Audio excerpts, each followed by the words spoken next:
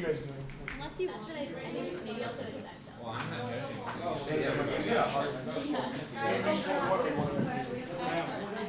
I had to, yeah, I had to send it. Yeah. Sorry, I had to resend it. Yeah, sorry, somebody else. Yeah, and I'm also guessing around on Yeah, are you? It's not over there. What's up with your profile picture? It's a symbol for socialism. Oh wait, shit, everything's something. Whoa, shit.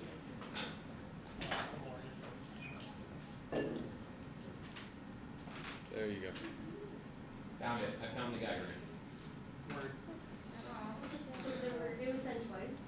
Yeah, because lindsayperlman@gmail.com is not the same Lindsay Perlman that's in this room.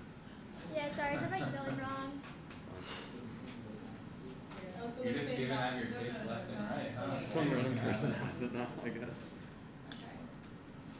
That actually happened for college apps. I had to ask someone for a rec letter, and I emailed, instead of emailing their like college, like at ufl.edu, I emailed at gmail.com.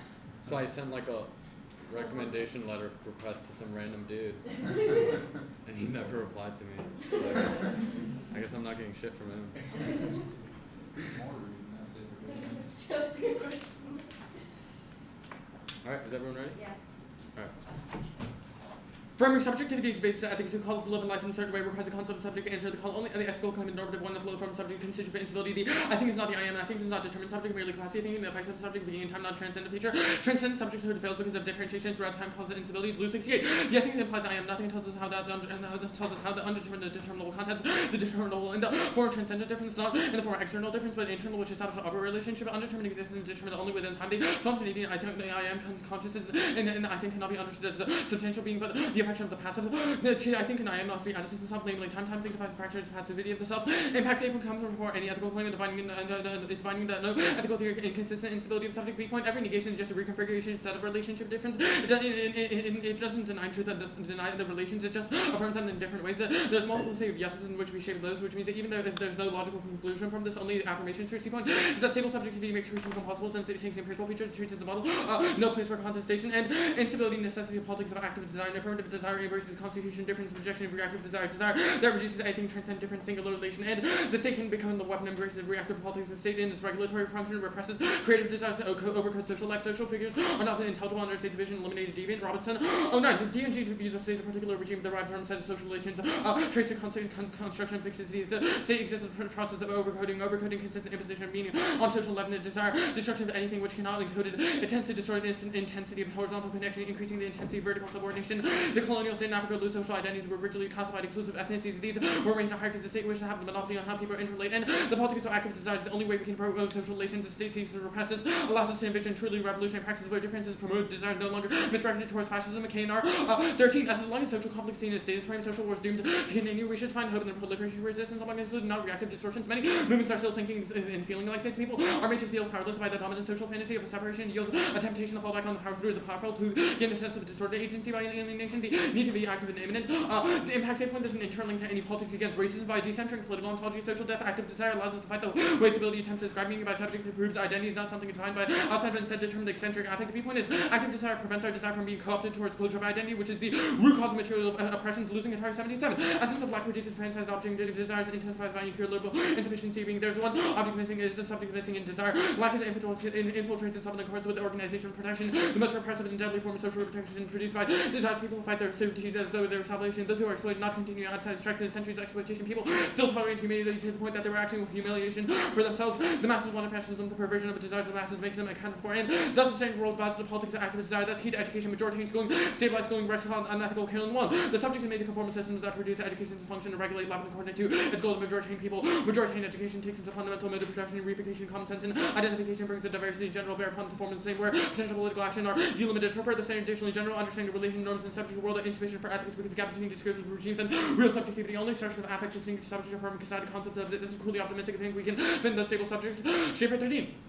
Texts are produced by bodies and measure in political worlds, trying to negotiate the worlds in their own way. Affect theory explores knowledge of the bodies outside the purely theoretical domains of reason, cognition, language. Affect is imagined where elsewhere solving consciousness is a significant domain of subjectivity.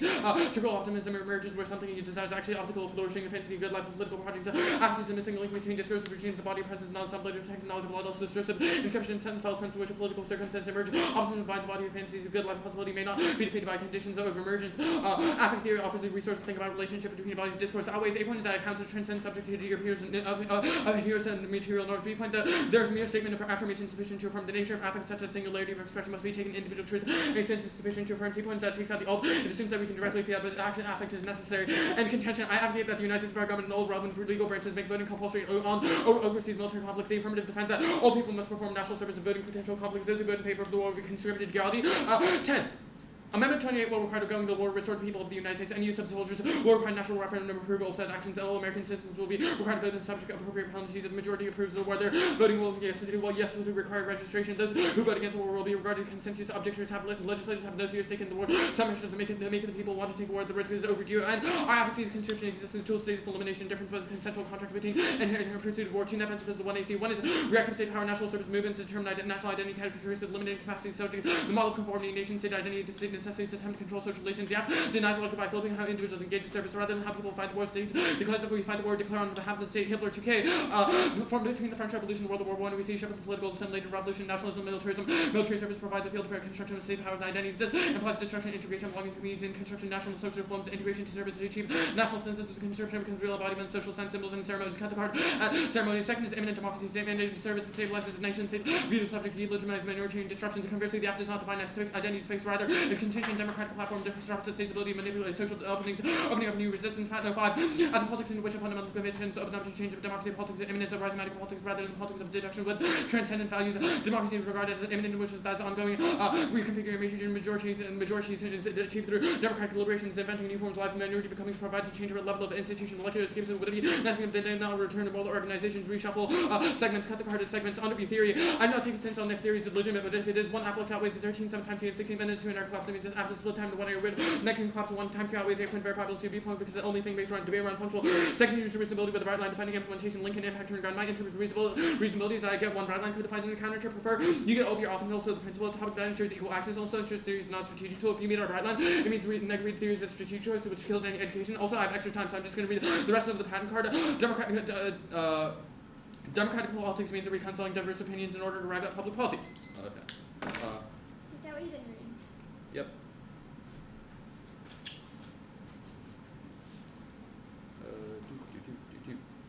Just trying to find a little sentence.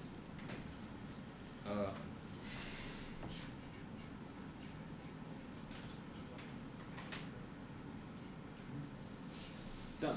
All right, CX. Okay. Ready? Yep. Let's go to your K and R evidence. The K and R evidence says reinforcing the status frame is bad. How do you not do that? That's a misreading of the K&R evidence. So I let's read talk. it straight from the card. All right, let's talk about it then. So basically, the K&R evidence only makes sense given the context of the Robinson 09 evidence. It indicates that certain aspects of the state can be dangerous, and that the state does have the potential to be dangerous, right? It does have the potential to overcode minoritarian becomings and restrict certain portions of deviancy, right? However, the Robinson 09 evidence also indicates that this exists because of our desire and our desire for fascism, right? If we redirect that desire, then that means that the state is no longer bad, right? What's So overcoding? what? What's overcoding? Overcoding is when the state isolates specific levels of deviancy and like tries to posit a notion of what identity ought What to if look you like. refuse to engage in the vote? In the like advocacy. Yeah, what happens? Well, the advocacy just like makes it compulsory. If you refuse to. So what do- happens if you refuse? Oh wait, no. The Giraldi card actually like answers this question. I'm so dumb. It says that people who do not vote, or people who vote against the war are conscientious objectors, which means that they are not conscripted. So you can like not vote if you want to. How does that not group them into like a lumping of their conscientious objectives? It seems like you So, try to I think quantify you're- them by I think- some like essential feature of how they vote. So I think you're sort of bastardizing the distinction between isolating qualities of what an individual's identity is and just like Why can't it isolating be something part of that my someone identity does. that I and- don't want to be conscripted? That could be part of something like I don't like war. That's something that determines my identity. So wait, what do you mean? Can you rephrase the question? You said I'm bastardizing parts of identity. It Yeah, seems like no, certain I'm saying- things, like whether you believe in conscription, are a part of your identity. What's the bright line for what constitutes identity? Well, the AF would claim that nothing necessarily constitutes identity in and of itself, right? So people can be like known as conscientious objectors, and people can act in accordance with what we would believe a conscientious objector to be, but that would not define their identity, right? Under your first card, you say every negation is a reconfiguration. Can you explain this argument? Yeah, so basically the argument is that Deleuze says there's nothing that purely defines identity, right? Identity itself is just a constant affirmation of different like external factors, just to different degrees, right? The basic implication of this argument would therefore be like there is no, I mean, I don't know, there's no such thing as negation. I want you to concede you won't get one of your theory. Only if you concede that you don't get one in C theory. Okay. And if you No. and if you concede that you don't get to read arguments in the NC that are abusive. Bullshit. I mean, I don't know. Like this is like the question that like lacks a context for me to say yes. Obviously, I won't say I don't get 1 yard theory, because then you just read like 5 million pics and nibs and like bananas. Yeah, you know, I just, like like, I don't know how to prep any of that out. Okay. 5 minutes starting now.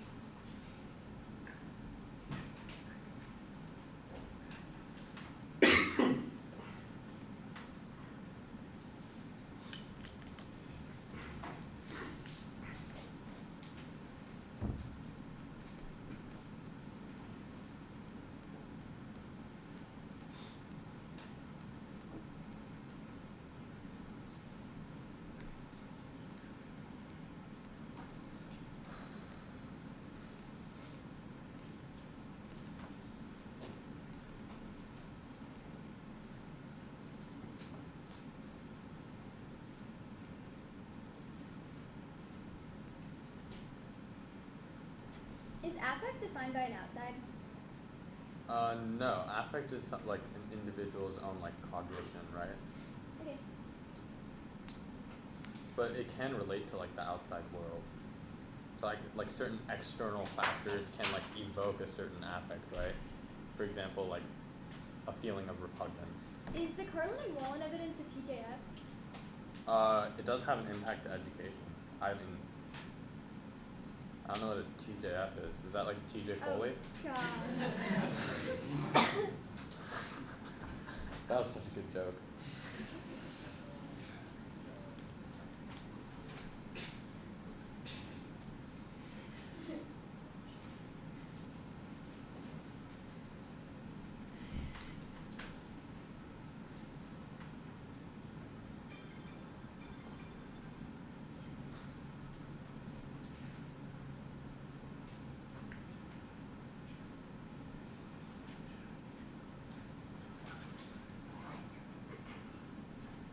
Okay, 212 left.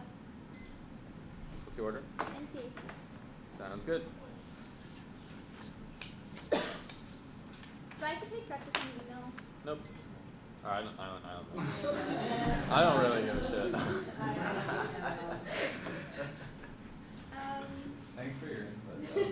No, but I mean, Oh, wait. It's been a long day.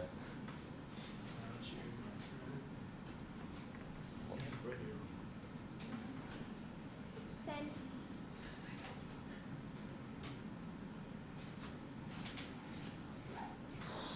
Got it. 18 MoMA. Oh yeah. Did you say it was just NCAC? Yep. Okay. Going old school. Do you have a good actual timer or just a days? I have an iPhone timer. Yeah. Can I use your? I'll use my phone.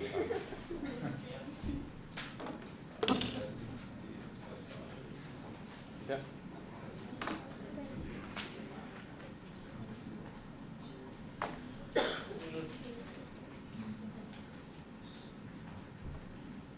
Is everyone good? Yeah. Yes,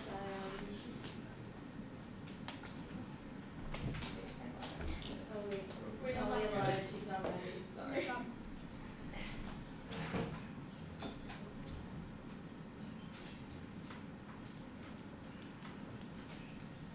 Alright, I'm ready now. Cool.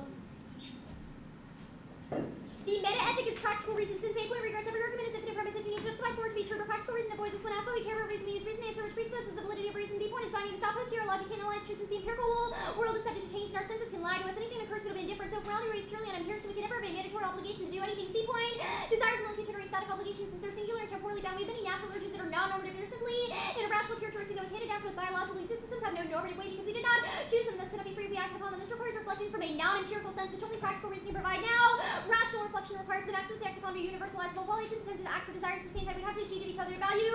Each individual sense, otherwise would be contrary to our ability to achieve and states I would value my own desire to deny the possibility of another reaching achieving an unsafety law must not only be subjectively true for each one subject, also true for everyone. In every case, for example, 2 plus 2 equals 4 means a standard because for me it is subjectively true every time I compute. 2 plus 2 is also objectively true for everyone else. The 2 plus 2 equals 4. No one can never restrict the ends a subject can set as their means because to be human is to autonomously set ends. To treat humanities and then requires one to respect the legislative rights of humans to use their means to they see fit free of domination. Seer. By demanding recognitions for example, conceiving itself capable and defending the subject of conceives itself in communication as a rational being capable of representing ends. I must represent myself and subjects as ends in themselves and all rationally determined and subject objectively binding us to me to recognize constraints. Me to represent all others as ends. Withholding the status would involve straightforward inconsistency. Whether or not a given subject in fact represents the authority of reason over choice is irrelevant. This a reflection of the fact that the subject's demand for recognition is simultaneously demand for recollection as an end in itself. Thus the standard is respecting people as ends in themselves. Intentions first. 1 point.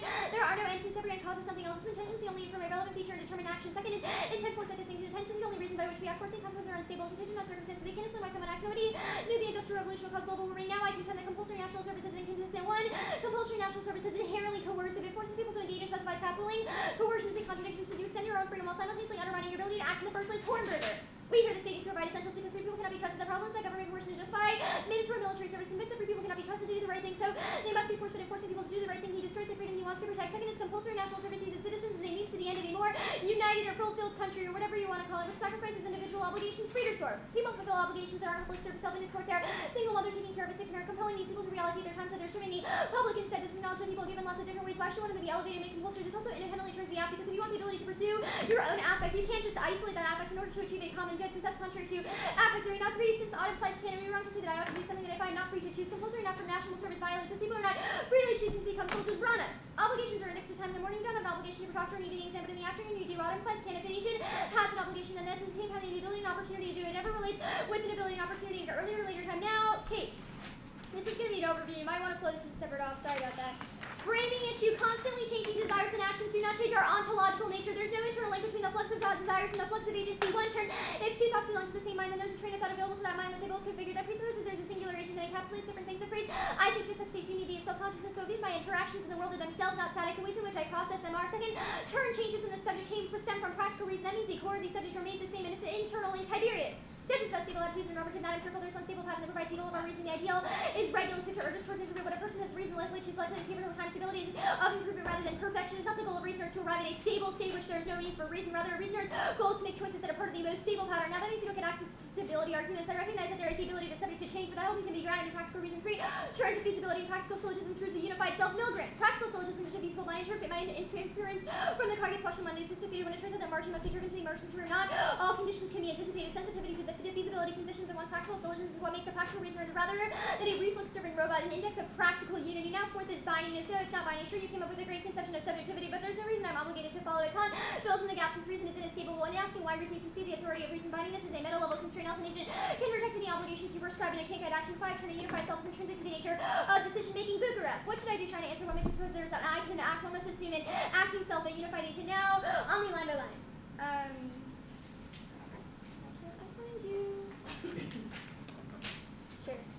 At the top, you say the acting is not at the equivalency I handle. One reason is atemporal. It's not dependent on time, which means you don't get access to argument. Also, second, the Tiberius evidence is great on this issue. It says that even if time is, if we configure ourselves through time, that can only be grounded in a historical baseline of reason. Also, third is that changes in time require reason to conceptualize what is changing over time, which means you need that. Then you say it comes first because it's binding, but no, you cannot escape reason. You can contest the ability that you ought to be fluid, which means you're not binding. Then you say affirm on Facebook. One, that would make the round irresolvable. Also, second, you should presume negative, since we would never presume all statements are true because that would lead to morally abhorrent things like, oh, we ought to kill all Jewish people. Then you say there's no critique, but no, you can still contest my model of the subject. I just say it's one thing. Then you say active desires keep it one turn. You force intelligibility of people and active desire through voting. You say they ought to quantify themselves. Also, second, this is just a descriptive claim about active desire, which means it's not a normative reason why you ought to do anything. Then you say, then your K&R evidence says status frames are bad, but one turn you reinforce the status frame. But second is a hijack. In order, you need to have a system where we can each embrace our own ability to embrace affect. For example, you say I ought to be able to act on my own have affect, but if my affect of raping you is something that brings me the affect of joy, then I would ought to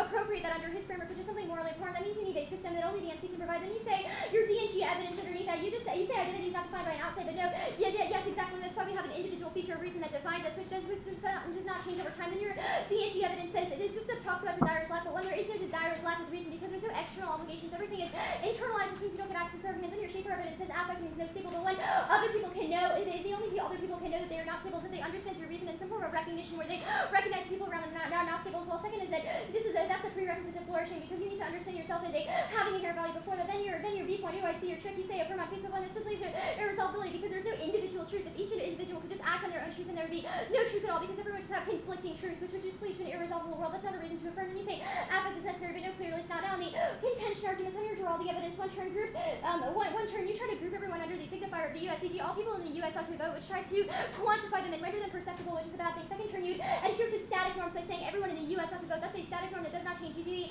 the state itself. Also third turn you try to essentialize the capacity of each person. E.g. they vote yes or no for conscription. That tries to essentialize them by the basis of how they vote. That's a feature of your identity. Then your reactivity argument. One, no, voting doesn't flip the script. It's something that happens with the status quo. You don't get access to this argument. Also second turn you can cross-play that it takes place in the U.S., which is a status-side category. Then you say democracy needs no destruction in your patent evidence, but when your patent evidence is terrible, it just says that democracy is transcendent, but it doesn't say why. A point is that it's based on, it's not. A point is that it's based on actual people voting, which means it can't be transcendent since you haven't proven why opinions change over time. Also, B point is that B point is even if it is transcendent over time, that means it would have to be grounded in some form of reason because the only way you can conceptualize change over time is through the Tiberius evidence. Now, on the underview evidence, you say flexibility because verifiability, but one, no, it's not verifiable. You don't provide a p-value for your card. Also, second is that it changes from topic to topic, which means you can't get access to the argument. Then you say times 2, but one, no, you get infinite pre-round trap. Also, second is that you speak last, which means you're always going to have the perceptual advantage, so you don't get access to this argument. And third is that you can just do new 2AR weighing, and judges will buy your claims.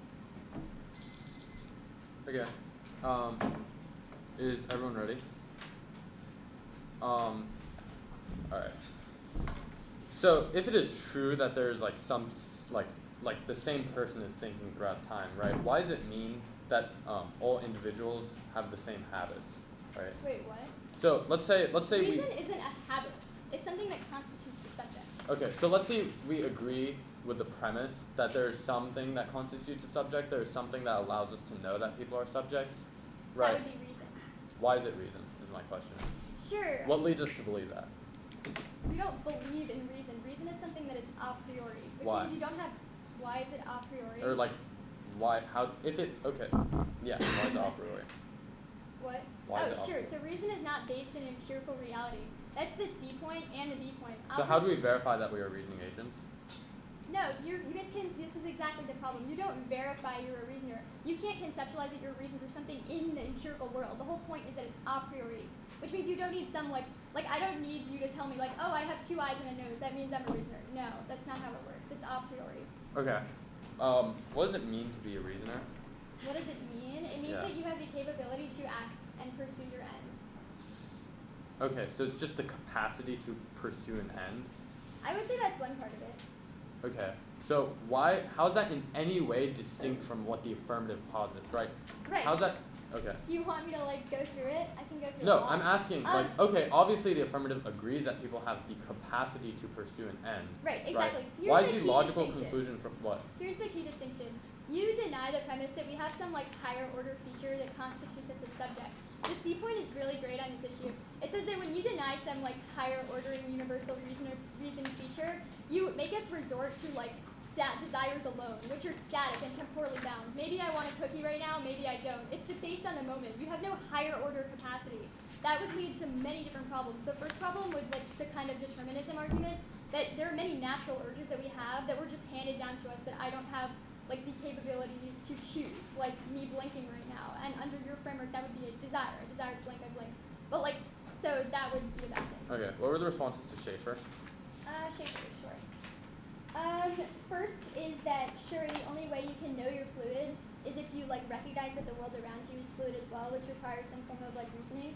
And the second argument was like, no, it's a prerequisite to flourishing because in order to improve as a subject, you need to have a grounding of reasoning. What's the warrant? Yeah, the Tiberius evidence is really great on this issue. Yeah.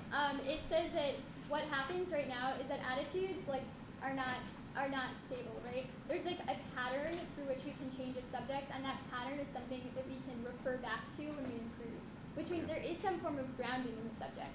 It's not necessarily the argument that we're static, but rather in order to like improve in what you claim we can flourish, you need some sort of grounding. Okay. Wait, can I have my timer back? Yeah. Alright. Starting, grab, now.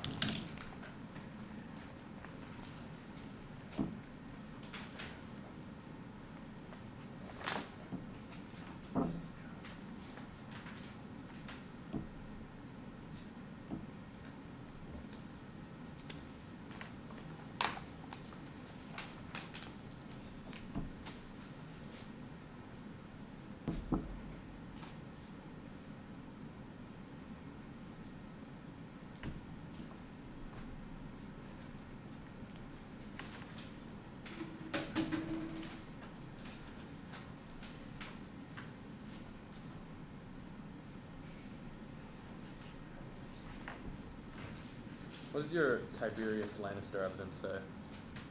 There are two different cards. Which one do you want me to explain? The second point. The Milgram thing? Yes. Yeah, sure. So the Milgram evidence is awesome. It says No, that the second card, the Tiberius card. I just explained that to you. It's that Explain we it have a again. stable grounding. When we change as subjects, we have something we can refer back to, a pattern. That pattern is reason. Oh, okay. I really wanted to explain the Milgram evidence, but what else? Sorry about it.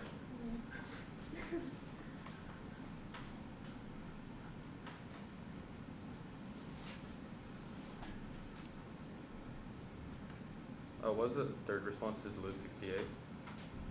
Duluth 68. Is that the one at the top? Yes. Sure. The only way you conceptualize like a change in time is if you have like some capacity to recognize what is and what isn't, and that capacity Okay. is reason.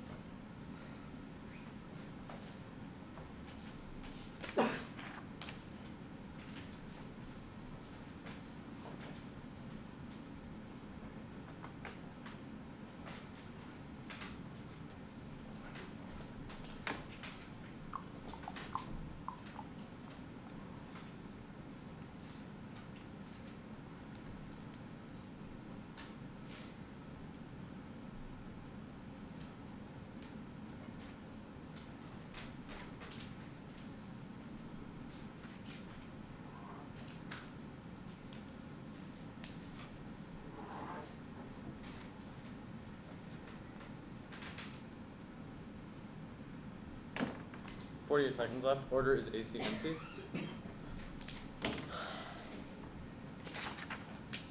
Or wait, taking a little bit more prep.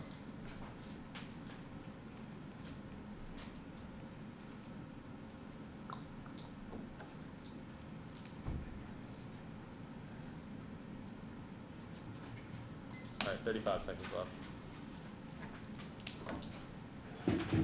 AC, their overview, NC. Sorry, say that again? AC, their overview, the NC. By that I mean like it'll be AC, and then just generally their warrants for stability, right, which may also include the NC warrants, right, then the NC contention. Just language. Yeah. Yeah, okay. We're on the AC where you starting again. Quick overview.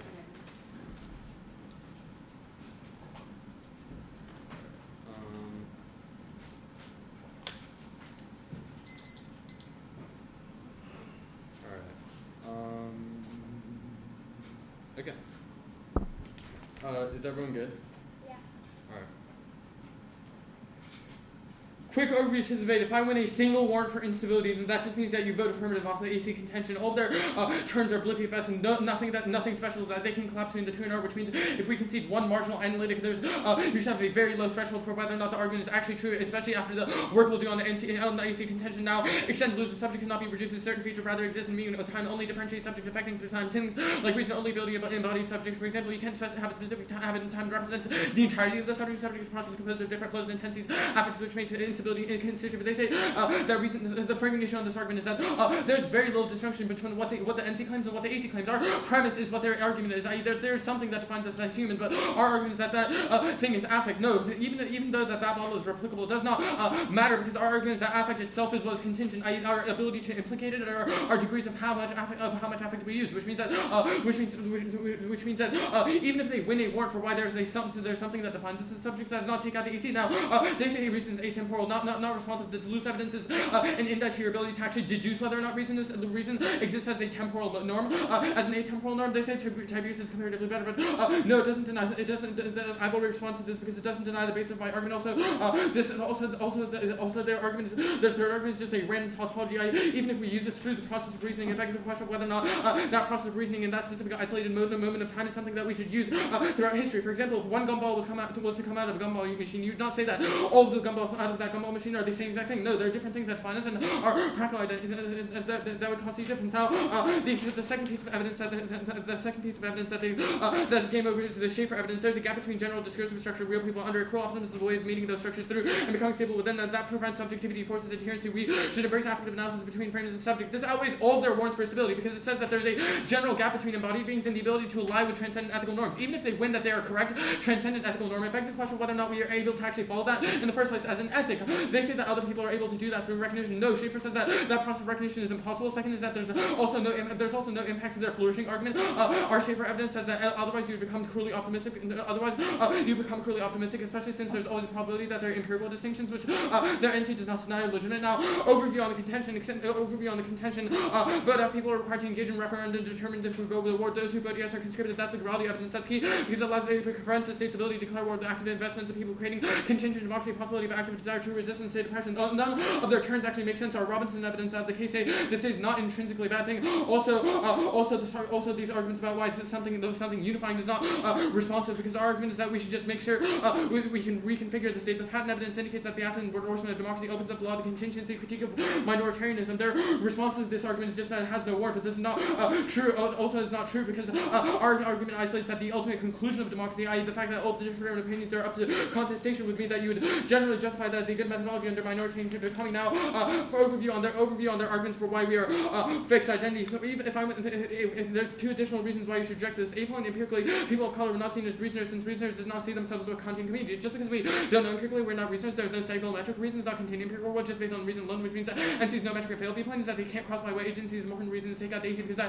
also have an understanding of the agency, but I critique the way we build agency. I subjects have the ability reasons. That's not constitute the subject, which is the independent reasons why the NC why the NC goes out. Also So there's no impact to the, there's no impact to any of these arguments in the overview. That's the Schaefer cross application, which is cold conceded. Now the NC, offense. One, don't link your offense is not indexed to voting. That's the thing that we make compulsory. Second, in his turn, we have a duty to vote, which means we have the same duty of the tax. The duty of the state outweighs the state of nature is that there are conflicting violations. Only way we resolve this is sovereign establishing reciprocal constraints. Also, no impact to the Horseberger evidence. We don't implicate that old people should do that. The Graldi evidence says that people are not actually punished. The free source evidence also begs the question of whether or not affect is something that can be aggregated, so it doesn't turn the EC. Also, no link to the Brandis evidence because conscription is consensuary. Wait, what? It's something you consent. How much prep did I have? 2 minutes and 12 seconds. It says. Sorry, what was the last argument you made? So the Giraldi evidence says that people consent to being conscripted in the world of the AF because when you vote yes to go to a war, then you understand that the consequences of that is that if we go to the war, you'll be conscripted. Sorry, explain that again. So the AF says that if you say yes to go to a war, then you will be conscripted. That is a completely consensual action and respects freedom. So return the NC.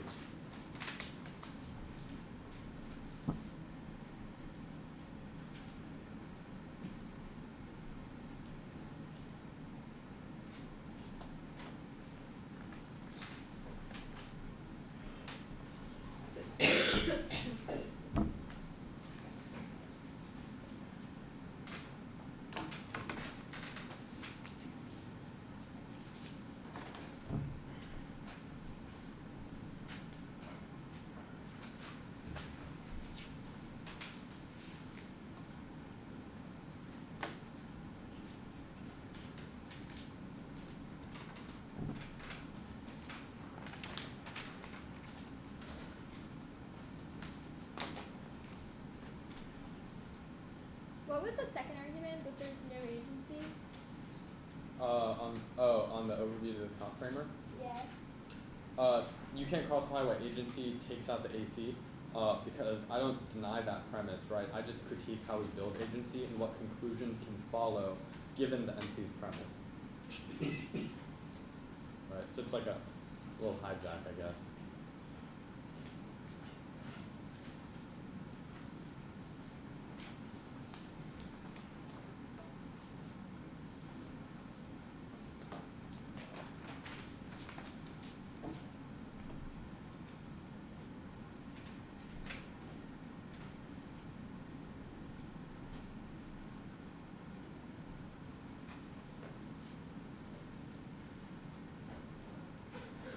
Okay.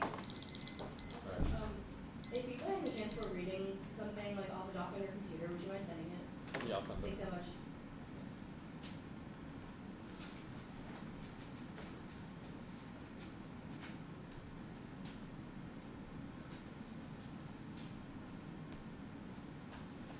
I sent it.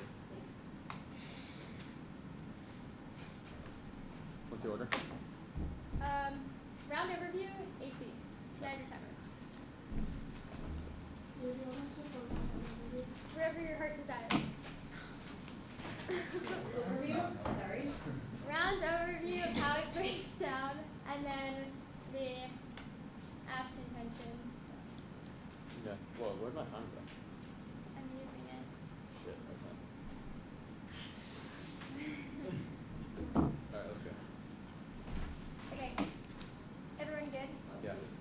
Whoops, don't spend your entire 1 hour winning the Duluth framework, but then only spend like 30 seconds on all of these terms that I'm making and not even directly engaging the words, and then fine, I can say that Duluth is right, but you're doing a terrible job on all these terms. Your extensions are super blippy. If there's any uncertainty on whether these terms apply or not, or whether the extensions take out the terms, you should always err towards the negative claim because these extensions were super blippy, and if you have any uncertainty, I don't have a 3-NR to recontextualize everything that he says in the 2AR, which means if he tries to go for some grandstand in the 2AR, I don't have the capability to respond. That means you err heavily negative. If there's any uncertainty on the way in between these claims. Now, let's go to the contention argument. Oops, you've conceded the mini turn on the Robinson argument that you try to force people to be intelligible through voting. You've conceded that voting is an act of acting, it is an act of your identity. For example, when you vote, your ability to vote and what you decide is what your vote is part of your identity. E.g., I don't believe in war, so I'm going to vote against the bill. That tries to essentialize me and essentialize my vote into one thing that can be categorized. That's a bad thing because it forces me to become intelligible and renders myself perceptible to the state system, which you say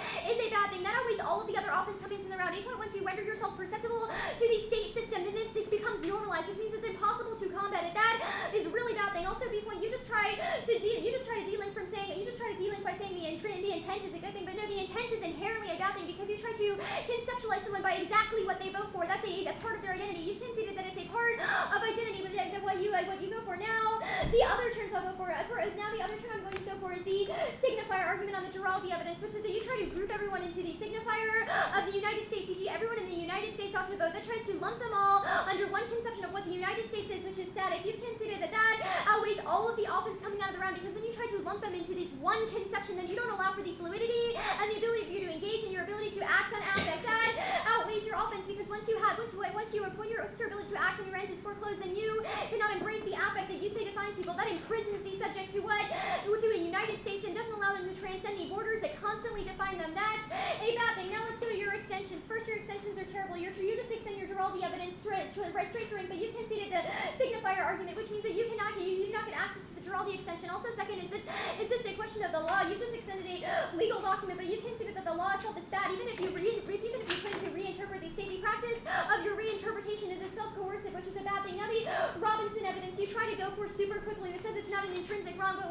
no, you've conceded that it's an intrinsic wrong to group someone's identity by what they vote for, which is something that is an intent of the AC. That means you don't get to dealing from this argument. Also, second, you conceded that it outweighs because when you try to quantify someone, it restricts their ability to act on their ends and restricts their ability to even reconfigure the state in the first place, which means it's a prior issue. Also, third, and then the other blippy argument you try to go for is that, oh no, I reconfigure the state and not group, but no, your reconfiguration is itself grouping people because you reconfigure them not only by the country that they're within, but the vote that they claim they do, which means you don't have the capability to shift out its argument by saying you reconfigure the state. Sure, you might reconfigure it, but your reconfiguration is itself something that is a bad thing. Then your first argument, then the last argument you make is that it's not justified, but no, clearly it is justified. You haven't weighed against this. Now, let's go to the other turn I make.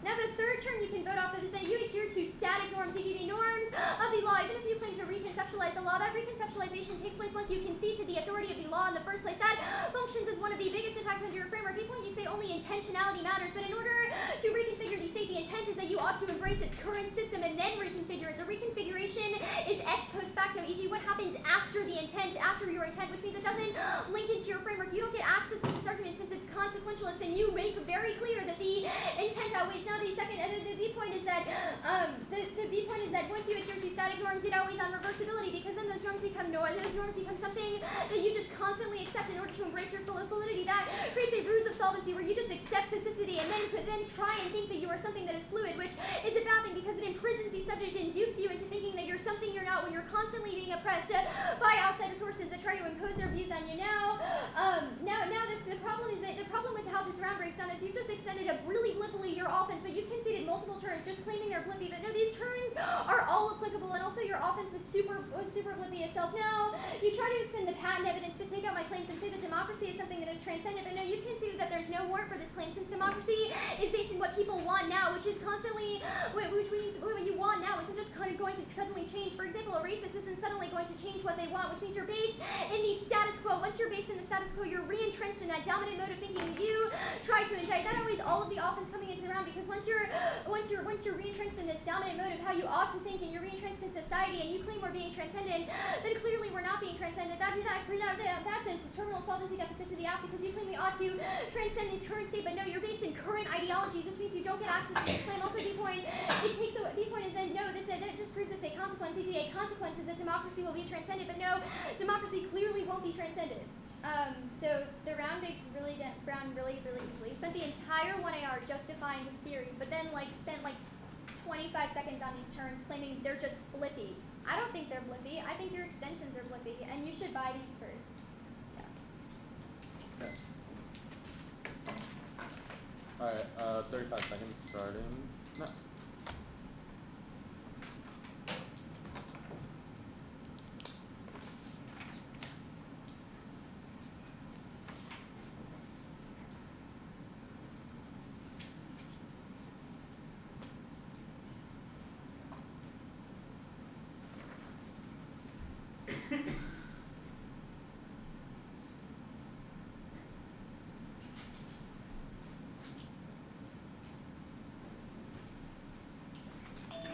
Okay. Yep.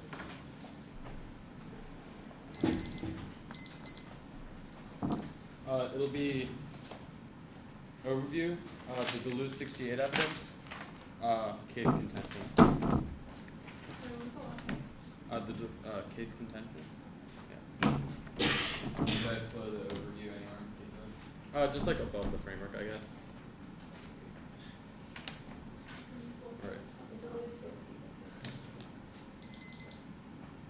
Alright. Alright.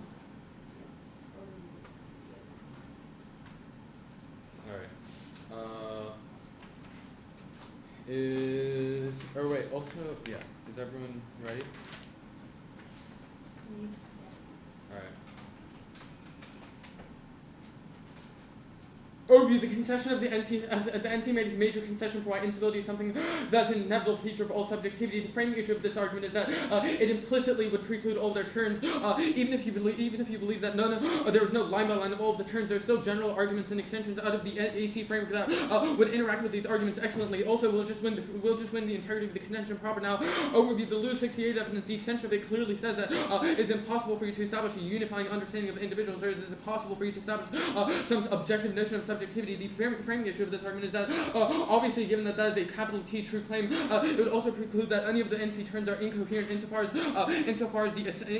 any consequence of the affirmative is incoherent. Given that instability is something that is inherent to subjectivity, then it would obviously be incoherent that the affirmative would be able to stabilize individuals. They would not access any of their terminal impact, or they would not access any of their terminal impacts, given how stability is not something that exists, given the Duluth 68 evidence, which means that you should affirm, given instability is an inherent characteristic of subjectivity. Now, the framing issue on the contention proper debate is that the framing issue on the contention debate is that the Patton 05 evidence and the Robinson 09 evidence indicates why the state is a uniquely good thing. The framing issue is that all of their terms just generally talk about why the affirmative is just a bad practice, because in consequence it tries to stabilize individuals, or it just forces individuals back into the regimes that stabilize identity. However, they've conceded our general responses for why the state is good under the context of the affirmative that were clearly read in the NC, that were clearly read in the 1AR. The first one, the most important one, was that the state can be reconfigured, which is the Patton evidence, which you should call, because it very clearly says that in order for us to do things such as make sure that our minoritarian projects are themselves merited, we should make sure that they actually cause legitimate change in the context of institutions, which means it takes out their turn on the Robinson evidence, because obviously we are not forcing people into the state, rather we are just meriting things such as minoritarians. For example, the NC does not force individuals into the state and discriminate them based on their opinion, but rather because of the fact that it makes voting compulsory, it just allows all of these opinions to overwhelm the state. It allows all of these opinions to just overwhelm the state and change things such as majoritarian modes of thought. Then they say that we group people into different groups, but no, they've conceded that no link on the Giraldi 10 evidence, which says that the affirmative, which was also clearly explained in the 1AR, the affirmative does not establish specific identitarian categories for individuals. Rather, individuals, if they do not want to vote, then would not be conscripted, which means there is no negative consequences for these individuals, which means the affirmative does not constitute a similar elimination of difference. They say that we reconfigure people back into static identity categories, but again, the extension of Patton very clearly responds to this. Their only response to the Patton evidence is very new in the 2NR, because their only implication against the Patton evidence in the 1NC was just an interaction between the NC framework and the Patton evidence, but they have kicked the NC framework. Now, they say that we're stuck back into the status quo, but no, there's a new 2NR argument. Also begs the question of whether or not that's actually a bad or good thing in the first place. Our evidence indicates that even if minoritarians, the fact that minoritarian opinion itself is merited, allows for the possibility of change and allows for us to move up against institutions, which means that the affirmative's mode of institutional change through democracy is a uniquely good method, even if it is not in this specific instance.